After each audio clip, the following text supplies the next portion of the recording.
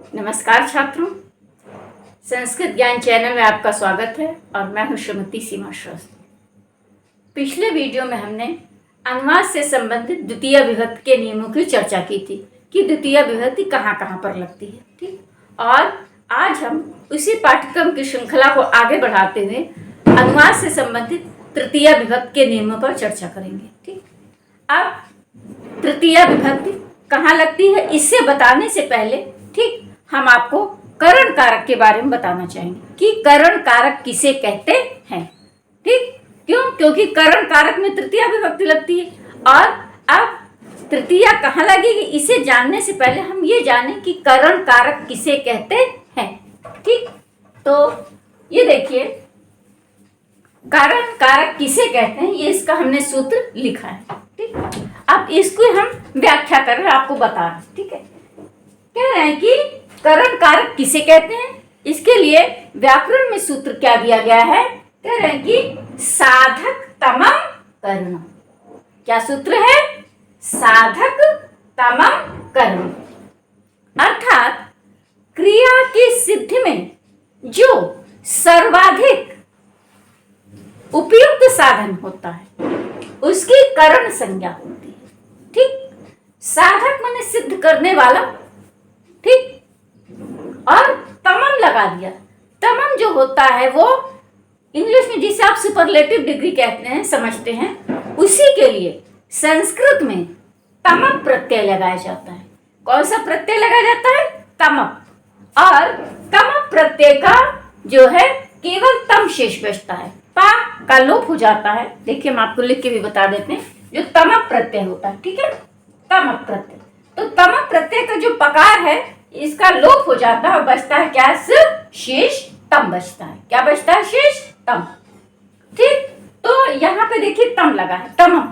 ठीक, तो तमम का मतलब कि क्रिया की सिद्धि में जो सबसे अधिक सर्वाधिक उपयुक्त साधन होता है उसकी करण संज्ञा होती है। ठीक, अब फिर से हम आपको समझा दें और आसान शब्दों में समझाएं कि जैसे मान लीजिए कोई कार्य करने के लिए हमने कई साधनों का प्रयोग किया। ठीक, जैसे रावण को मारने के लिए राम ने अनेक साधनों का प्रयोग किया, अस्त्रों का प्रयोग किया, शस्त्रों का प्रयोग किया, लेकिन नहीं मरा अंत में राम।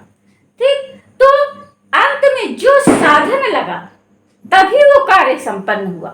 तो जो साधन से कार्य संपन्न हुआ उसी की करण संज्ञा होगी, अन्य साधनों की नहीं। ठीक, साधन तो अनेक प्रयोग किए गए लेकिन हमारा काम नहीं बना और अंत में जिस साधन की सहायता से वो कार्य संपन्न हुआ उसी को हम करण कारक कहेंगे। ठीक, सूत्र हो गया साधक तमम करण। ठीक, अच्छा, तो क्रिया की सिद्धि में जो सर्वाधिक उपयुक्त साधन होता है, जब तक वो साधन नहीं लगा तब तक कार्य नहीं हुआ। अंत में जिस साधन से ही हमारा कार्य संपन्न हुआ उसी की करण संज्ञा होती है और उसी के लिए तम जोड़ा गया है, तमम कहा गया। ठीक, तो हो गया सूत्र करण कारक का क्या? साधक तमम करण, अर्थात क्रिया की सिद्धि में जो सर्वाधिक प्रयुक्त साधन है, ठीक, उसी की करण संज्ञा होती है। ठीक, अब और करण कारक में तृतीया विभक्ति लगती है, हमने आपको बताया था। ठीक, तो अब किसी भी वाक्य में जो करण होगा, क्रिया की सिद्धि का जो साधन होगा, सर्वाधिक उपयुक्त साधन होगा, उसकी करण संज्ञा होगी और जिसकी हम करण संज्ञा बनाएंगे उसमें हम तृतीया विभक्ति लगाएंगे। कौन सी विभक्ति लगाएंगे? तृतीया। ठीक, तो ये तो हो गया पहला नियम कि करण कारक में तृतीया विभक्ति का प्रयोग किया जाता है। ठीक, अब इसके अलावा अन्य कौन कौन सी स्थितियां हैं उसमें भी हम तृतीया विभक्ति का प्रयोग करते हैं। ठीक, तो इसको बताने के लिए हमारा सबसे पहला सूत्र है, क्या है? सहयुक्ते प्रधाने, सहयुक्ते प्रधाने। ठीक, अब देखिए इसमें कह रहे हैं कि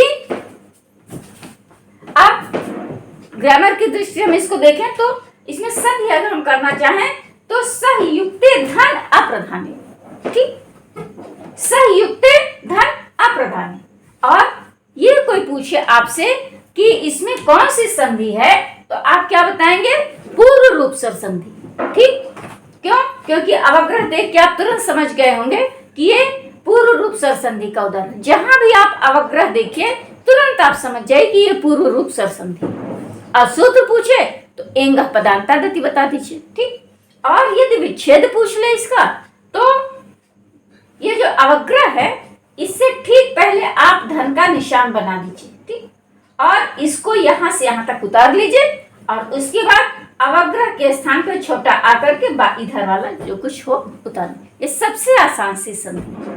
ठीक, तो इसी सूत्र से आपको 1-2 नंबर के प्रश्न और भी बन गए। ठीक, मान लीजिए कोई इसी का सूत्र पूछ ले, विच्छेद पूछ ले, संयुक्ते प्रधाने में कौन सी संधि है, तो आप तुरंत बता दीजिए कि कौन सी संधि है, पूर्व रूप सर संधि।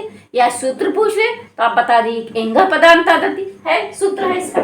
और यदि विच्छेद पूछ ले तो आप विच्छेद क्या कर देंगे?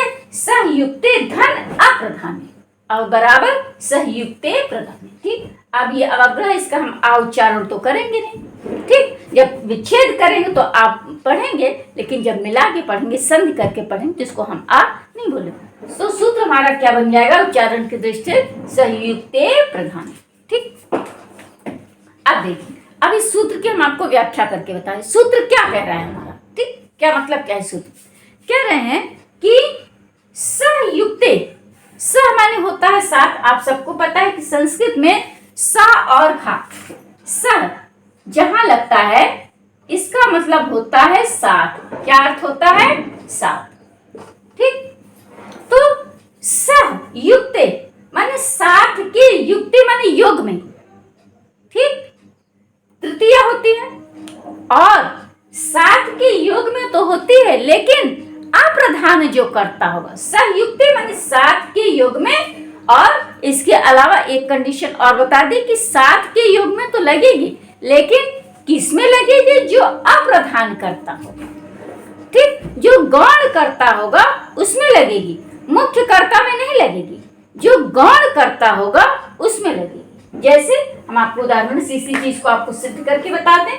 जैसे कोई कहे, मान लीजिए हम कहें कि राम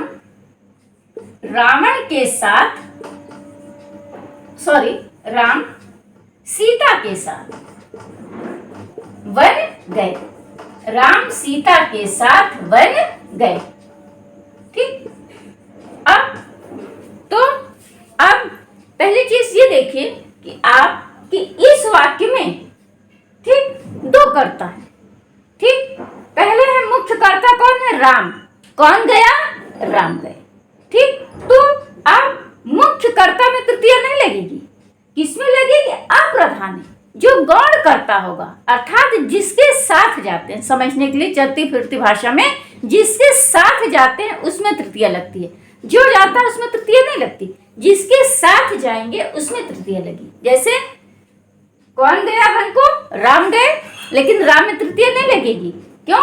क्योंकि राम मुख्य करता है।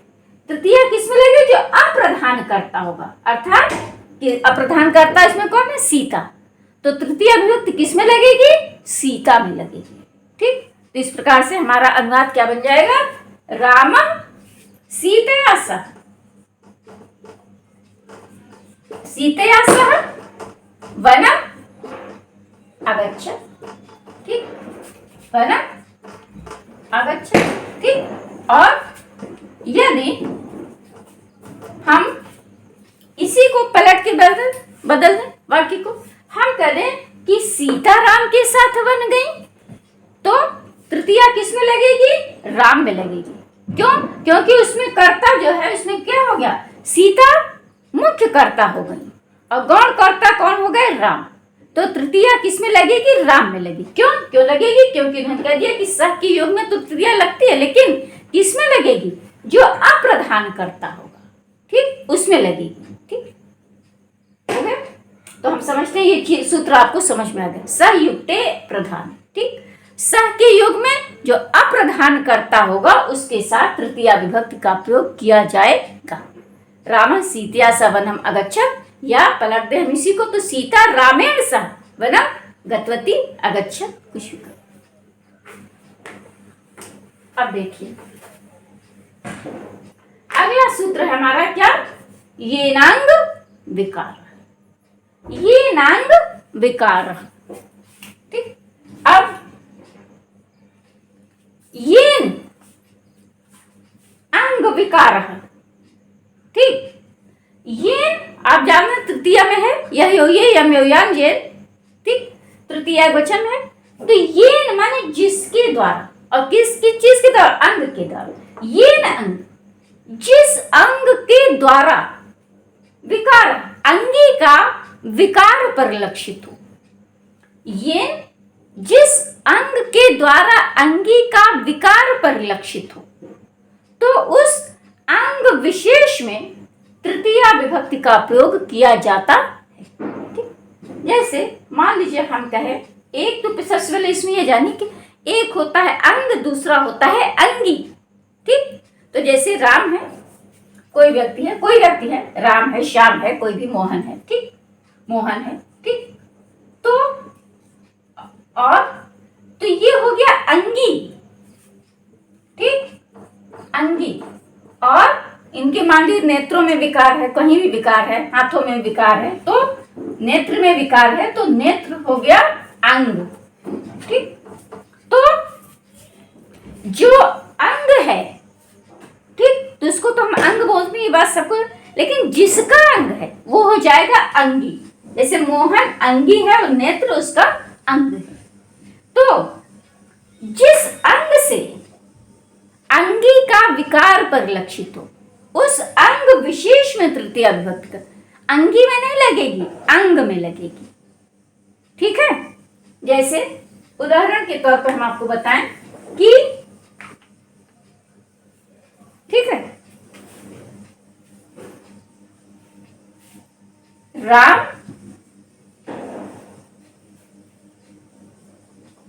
पैर से लंगड़ा है, मान लीजिए ऐसा कोई वाक्य है। ठीक है, राम पैर से लंगड़ा है। ठीक है, तो इसमें देखिए राम क्या है, अंगी है, राम क्या है, अंगी, अर्थात किसके पैर में विकार है, राम के पैर में। तो राम हो गया अंगी और पैर क्या हो गया, अंग। तो जिस अंग से अंगी का विकार परिलक्षित हो, उस अंग विशेष में तृतीया विभक्ति का प्रयोग होगा। ठीक, तो अब हम यहाँ पर क्या कर देंगे, क्योंकि विकार राम के पैरों में है, तो इसलिए हम तृतीया भी पैरों में लगाएंगे। और लंगड़े का मतलब आप जानते हैं कि किसी के एक पैर में कुछ विकार है, ठीक है, तो उसको लंगड़ा बोलते हैं। ठीक है, तो या कह दें रामा, ठीक, इसमें तो कोई दिक्कत नहीं।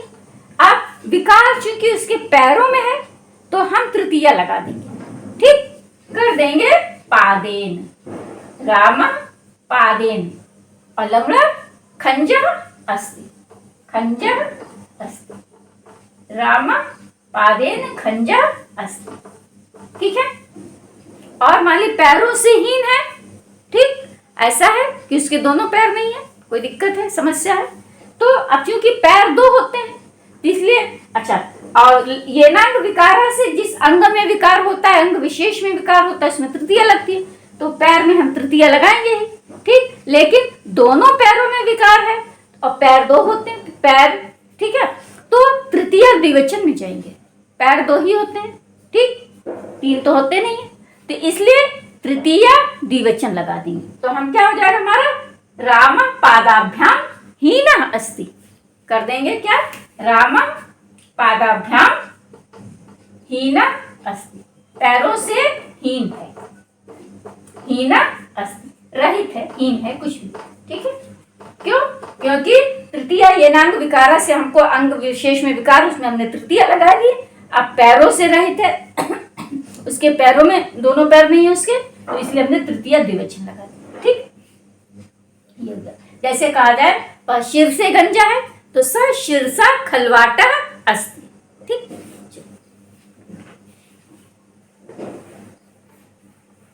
सर जैसे कहा जाए काना माली कहा जाए, तो एक नेत्र में विकार है, तो सह नेत्रेण काणा अस्ति। ठीक, और नेत्रों से रहित है, तो नेत्र में तृतीया तो हम लगाएंगे, लेकिन नेत्र चूंकि दो होते हैं तो इसलिए हम नेत्राभ्याम कर देंगे। तो स नेत्राभ्याम हीना अस्ति। ठीक, ये हो गया येनांग विकार का। ठीक है, अब देखिए, ठीक है,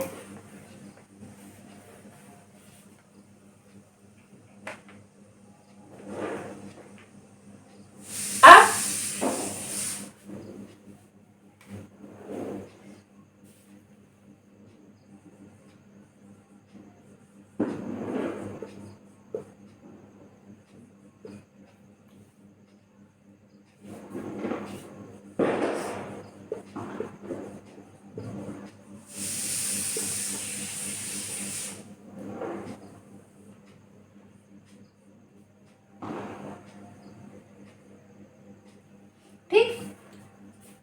अगला सूत्र है हमारा पृथक बिना नानाभिस तृतीया। ठीक, तो पृथक, पृथक माने होता है अलग, उसके बाद बिना माने उसके बिना, जैसे मैं उसके बिना वहां नहीं जाऊंगा। ठीक, और नाना, इन सभी शब्दों में 3 शब्दों की बात करिए। कौन कौन सा? पहला शब्द हमारा क्या? पृथक, दूसरा है बिना, और तीसरा है नाना। ठीक, तो पृथक बिना नानाभिस तृतीया। ठीक, तो इसलिए इसमें लगे 3 है ना, तो नानाभिस तृतीया बहुवचन में गया है।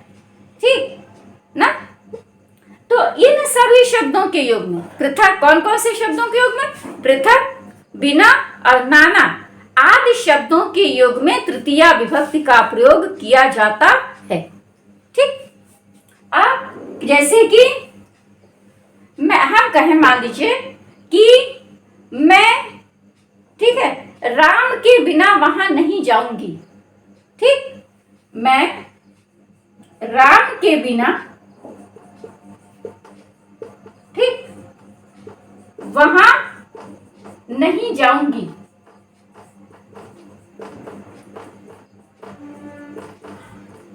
ठीक, तो मैं, इसमें कोई दिक्कत नहीं, अहम हो जाएगा। ठीक, अस्मत् शब्द का है। ठीक, प्रथमा विभक्ति एक वचन में बन गया अहम, कर्ता में प्रथमा लगती है। ठीक, मैं के लिए अस्मत् शब्द है। ठीक है, तो हमने उसके लिए कर दिया अहम। ठीक, अब किसके बिना नहीं जाऊंगी? राम के बिना, तो तृतीया किस में लगेगी? राम में लगेगी। बन जाएगा क्या? रामेण बिना। अहम रामेण बिना, वहां तत्र अव्यय शब्द है, तत्र ना गमिष्यामि, जाऊंगी, जाने के लिए गम धातु है। ठीक, और गी, गागी गे के लिए लिट लकार का प्रयोग किया जाता है। और क्योंकि कर्ता हमारा क्या है? उत्तम पुरुष एक वचन, तो क्रिया भी हमारी गम धातु लिट लकार उत्तम पुरुष एक वचन की हो जाएगी। और रूप हमारा क्या बन जाएगा? गमिष्यामि। अहम रामेण बिना तत्र ना गमिष्यामि।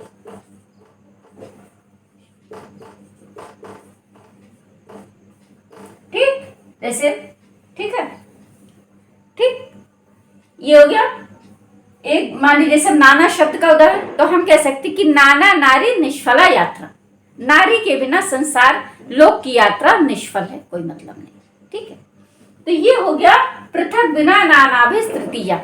ठीक, अब देखिए अगला सूत्र देखिए। ठीक है, बहुत ज्यादा सूत्र आपको नहीं बताया, बहुत खास खास, बहुत ही जो मोस्ट इंपॉर्टेंट है वही बताया। वैसे अनेक सूत्र हैं, ठीक है, हर के द्वितीय तृतीय के अनेक सूत्र हैं, लेकिन जो बहुत ही खास है, जो इंपॉर्टेंट है, आपके स्तर का है। ठीक, और उसी को हम आपको समझा रहे। ठीक है, अब कह रहे हैं कि अगला सूत्र हमारा क्या है? कर्त करणयोः तृतीया। क्या है? कर्तृ करणयोः तृतीया। सूत्र है कर्तृ करणयोः तृतीया। इसमें हम संधि कर देंगे तो कर्तृ करणयोः बन जाएगा, कर्तृ करणयोः तृतीया। ठीक, अब कर्तृ करणयोः, ठीक है, कर्ता और करण यो, ये जो है षष्ठी द्विवचन का रूप है, क्योंकि 2 की बात हो रही ना, कर्ता कारक और करण कारक। तो इसलिए षष्ठी द्विवचन का प्रयोग किया, जैसे राम से रामयो होता है षष्ठी द्विवचन में जाता है, इसीलिए कर्ता और करण, कर्तिकरण योह षष्ठी द्विवचन निरूपण, तो बन गया हमारा कर्तिकरण योह तृतीय। तो कर्ता और करण इन दोनों में ही तृतीय विभक्ति का प्रयोग किया जाता है। ठीक, अब किन स्थितियों में किया जाता है? वैसे तो हमने बताया था कि सब लोग जानते हैं कि कर्ता कारक में प्रथमा विभक्ति होती है, लेकिन कर्ता में तृतीय कब लगती है, किसी स्थिति में लगती है? जब कर्ता हमारा अनुक्त होता है, तो अनुक्त कर्ता में और करण कारक में तृतीय विभक्ति का प्रयोग किया जाता है। ठीक, तो कर्ता में तृतीय कब लगती है? जब कर्ता हमारा अनुक्त होता है। ठीक, और अनुक्त कर्ता का मतलब होता है, आपको समझने के लिए चलती फिरती भाषा में जानिए कि जब कर्मवाच्य भाववाच्य का वाक्य होगा, आप सबको वैसे भी पता होगा कि कर्मवाच्य भाववाच्य में हमेशा कर्ता में तृतीय लगती है, तो वही बता रहे हैं कि जब कर्ता हमारा अनुक्त होगा, ठीक है, तो उसमें हम कर्ता कारक में भी तृतीया विभक्ति का प्रयोग करेंगे। तो अनुक्त कर्ता में तृतीया लगती है और करण में तृतीया लगती ही लगती है। तो जब हमारा कर्ता अनुक्त होगा, या जैसे कर्ता हमारा कर्मवाच्य भाववाच्य में होगा, तो हम कर्ता में तृतीया लगा देंगे, और जो हमारा करण होगा उसमें भी हम तृतीया लगा देंगे। ठीक है, तो जैसे बन गया हमारा वाक्य क्या? रामेण बाणेन हतो बाली। ठीक, तो रामेण बाणेन, राम के बाणों द्वारा बाली मारा गया। ये उदाहरण बहुत ही घिसा पिटा है, अक्सर पूछ लेते हैं, यहाँ तक कि टीजीटी वगैरह में भी पूछ लेते हैं, टेट तो टेट है ही है। ठीक है, ये उदाहरण आपको हमेशा काम आएगा। ठीक, रामेण बाणेन हतो बाली, इसमें अक्सर पूछ लेते हैं। ठीक है, कि इसमें तृतीया कहाँ लगी है? ठीक है, कर्ता में लगी है कि करण में लगी? तो लगी तो दोनों में ही। ठीक, तो इसलिए इस उदाहरण को अक्सर पूछ लेते हैं, इसमें करण कारक कौन सा है? ठीक, तो कुछ लोग सोचते हैं कि इसमें राम हो गया करण, क्योंकि इसमें नहीं। ठीक है, इसमें दोनों में ही तृतीया लगी, और किस सूत्र से लगी है? कर्तिकरणयोः तृतीया। ये उदाहरण देके पूछ सकता है कि इस उदाहरण में तृतीया विभक्ति का प्रयोग किया गया है, सूत्र दे सकते हैं। ठीक, तो इस सूत्र पे किस पर आप टिक करेंगे? कर्तिकरणयोः तृतीया। किस सूत्र के अनुसार इसमें तृतीया लगी है कर्ता में? कर्तिकरणयोः तृतीया सूत्र के अनुसार इसमें कर्ता में तृतीया विभक्ति लगी है। क्यों लगी है? क्योंकि इस वाक्य में कर्ता हमारा अनुक्त है। ठीक, इसलिए कर्ता में भी हमने तृतीया विभक्ति लगाई है। बन गया हमारा क्या? रामेण बाणेन हतो बाली। ठीक, अब इसके बाद अगला सूत्र देख लीजिए, कह रहे हैं कि इत्थंभूत लक्षण, इत्थंभूत लक्षण अर्थात जब आप किसी के लक्षण से ही देख के आप समझ जाएं कि ये व्यक्ति है, किसी को कुछ बताने की जरूरत ना पड़े, उसके लक्षणों से आप स्वयं पहचान लें, समझ जाए कि ये व्यक्ति ऐसे, ये व्यक्ति इस क्षेत्र का। जैसे आप किसी को पुलिस की वर्दी पहना हुआ देख लेते हैं, तो किसी को बताने की जरूरत नहीं पड़ती कि आदमी पुलिस में है, पुलिस की नौकरी कर, उसकी आप ड्रेस से, वेशभूषा से, गणवेश से ही आप समझ जाते हैं कि पुलिस डिपार्टमेंट का आदमी। ठीक, किसी वकील को आप देख लेते हैं, काला कोट पहना है, बैंड लगाया, तो आप तुरंत समझ जाते हैं कि ये वकील है, उसको बताने की, तो आप कैसे समझ? उसके लक्षणों से ही समझ जाते हैं। ठीक है, तो जब किसी के लक्षणों से ही आपको उसके समझ में उसका परिचय मिल जाए, किसी को कुछ बताने की जरूरत न पड़े, तो इस लक्षण विशेष में तृतीया विभक्ति का प्रयोग किया जाता है। ठीक, अब जैसे कि जटाभि तापसा, इसका उदाहरण क्या है? जटाभि तापसा। ठीक, जटाभि तापसा, तो इसमें तृतीया किसमें लगी? जटाभि में। ठीक है, जटाभि तापसा, कोई व्यक्ति है, उसकी बड़ी बड़ी जटाएं हैं। ठीक, तो आप तुरंत समझ जाते हैं कि कोई तपस्वी व्यक्ति, साधक तपस्वी है, कोई सामान्य साधारण गृहस्थ व्यक्ति नहीं है, बल्कि कैसा है? तपस्वी है। तो जटाभि तापसा, उसकी, ये आपको कैसे पता चला? उसकी जटाओं से ही समझ में आया। तो तृतीया किस में लगेगी? उस लक्षण विशेष में। ठीक, इस लक्षण से आपको समझ आया क्यों तपस्वी है? जटाओं से, तो तृतीया किस में लगेगी? जटाओं में लग जाएगी। ठीक, तो तृतीया लगी और जटाएं एक दो तो होती नहीं, बहुत सारी होती हैं, तो इसलिए तृतीया बहुवचन हो गया। और तृतीय बहुवचन में क्या रूप बना? जटाभि। ठीक, अब ये तो हो गए तृतीया के नियम। ठीक है, अब देखिए, अच्छा, अब इसके साथ हम ये आपको बता दें कि इस पर प्रश्न बनेंगे कैसे। अभी तक तो मैं आपको नियम बताती चल रही हूँ, अब मैं आपको ये भी बता दूं कि इस पर क्वेश्चन कैसे बनेंगे, कैसे पूछे जाएंगे एग्जाम। ठीक है, तो कोई भी नियम हो, चाहे द्वितीया के हो, चाहे तृतीया के हो, चतुर्थी, पंचमी, ठीक है, तो उसमें क्या करते हैं कि जिसमें हम कोई खास विभक्ति का प्रयोग करते हैं, ठीक है, तो उसको हम अंडरलाइन कर देते हैं। ठीक है, अंडरलाइन जैसे हमने यहाँ पे देखिए जटाभि में कर दिया, अंडरलाइन कर दिया इसमें।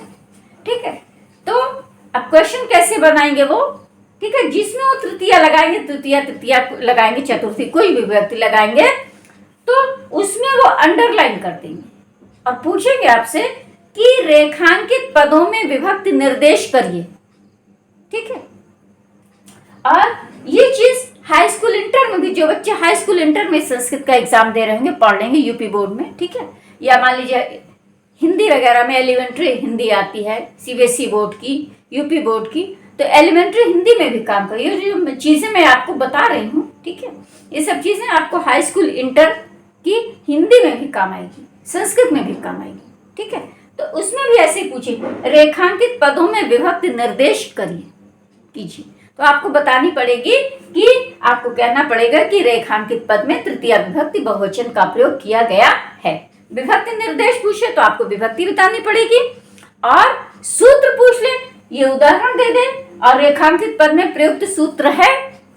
ठीक है, तब आप 4 ऑप्शन दे देगा, 4 सूत्र दे देंगे, कर्त कर्म स्थितियां दे देंगे, थम्भूत लक्षण दे देंगे, येनांग विकारा दे देंगे। ठीक, पृथक विना नानाभिस्तृतीय कुछ भी दे दे, अन्य तरह से हम कोई भी सूत्र दे देंगे, तब आपको उसमें सही ऑप्शन पर टिक करना पड़ेगा। तो यहाँ पर तृतीया विभक्ति का प्रयोग किस सूत्र के अनुसार किया गया है? इत्थम्भूत लक्षण सूत्र। इत्थम्भूत लक्षण पर आप टिक कर देंगे। ठीक है, तो इस पर जो मैं आपको आज विभक्तियां बताई, इससे पहले के वीडियो में हमने आपको, तो उस पर ऐसे ही प्रश्न बनेंगे। ठीक, कोई भी जिसमें आप वो विभक्ति लगाएंगे उसके नीचे अंडरलाइन कर देंगे, आप पूछेंगे रेखांकित पदों में विभक्ति निर्देश करिए। ये हाई स्कूल इंटर के लिए है, ये वर्डिंग है उसकी, और टेट सुपर टेट के लिए पूछेंगे, ठीक है, या टीजीटी आदि के लिए पूछेंगे, तो पूछेंगे कि रेखांकित पदों में प्रयुक्त सूत्र है, 4 ऑप्शन दे देंगे, तो जो सही सूत्र होगा, जिस सूत्र के अनुसार उसमें उस अमुक विभक्ति का प्रयोग किया जाएगा, उस सूत्र पर आपको टिक करना पड़ेगा। ठीक है, तो आज हमने आपको तृतीय विभक्ति के जो बहुत ही खास, बहुत ही सरल, बहुत ही आसान थे, आपके स्तर के थे, पूछे जाने की योग्य एग्जाम में, उसी सूत्रों पर हमने चर्चा की, और बहुत ही सरलतम भाषा में, ठीक है ना, सबसे सरल आसान भाषा में हमने इसको आप तक पहुंचाने का प्रयास किया है। ठीक है, और हम उम्मीद करते हैं कि आपको समझ में भी आ गया होगा। कहीं आपको कोई दिक्कत होती है तो आप उसको कमेंट बॉक्स में लिखिए, ठीक है, और हम आपके प्रश्नों का जवाब देंगे। ठीक है, तो आज हम अपने इस वीडियो को यहीं पर समाप्त करते हैं। ठीक है, और इसके बाद हमारे सारे इससे पहले के वीडियोस पड़े हुए हैं, उसको आप प्लेलिस्ट में आप डाल सकते हैं, देख सकते हैं, उसको क्लिक करके आप देख सकते हैं। ठीक है, और इसके बाद आज हम अपने इस वीडियो को यहीं पर समाप्त करते हैं। हमारे इस वीडियो को आप अधिक से अधिक लाइक करिए, शेयर करिए और अन्य सब्सक्राइब करिए। ठीक है, और इसी उम्मीद के साथ हम समझते हैं कि आपको ये चीज़ पसंद आई होगी। इसी उम्मीद के साथ आज हम अपने इस वीडियो को यहीं पर समाप्त करते हैं। जय हिंद, जय भारत।